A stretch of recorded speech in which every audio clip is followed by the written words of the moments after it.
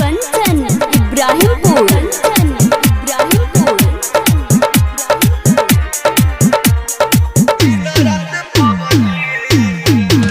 तोहके भूले खातिर लबजी रे खेली दिन रात पबजी रे। तोहके भूले खातिर लबजी रे खेली दिन रात पबजी रे। ओखिया जागता निक न लागता, ओखिया जागता निक न लागता, अरे खाना रोटी सब्जी रे। तोहके भूले खातिर लबजी रे खेली दिन रात पबजी रे। तोहके भूले खातिर लबजी रे रोज खेलतानी पबजी रे। अब कमला के छोड़बे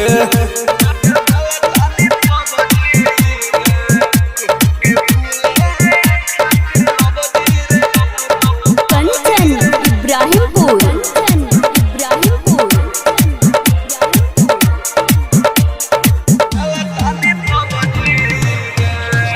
दिन भरवा घरवा छोड़ी रही बहरा रे। हो प्यार कोई के धोखा दिहले जखम गहरा रे। हो दिन भरवा घरवा छोड़ी रही बहरा रे। हो प्यार कोई के धोखा दिहले जखम गहरा रे। सुन तोरा चक्कर में पिटता रे बाबूजी रे।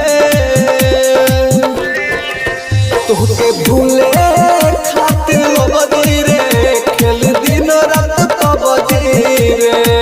तोहके भूले खातिर लबजी रे खेल दिन रात पबजी रे।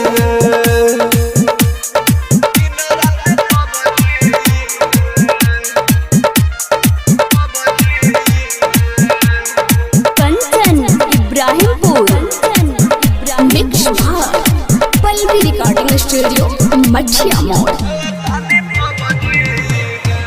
देह तो खुश सुननी बारे परमोद के संगवा रे।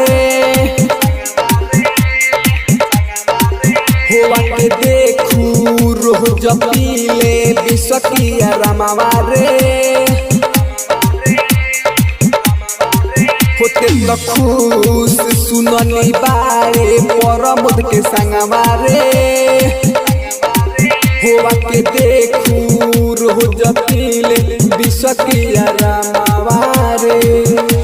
कहे अमर जितना ही माफ करी है रबजी रे। तोहके भूल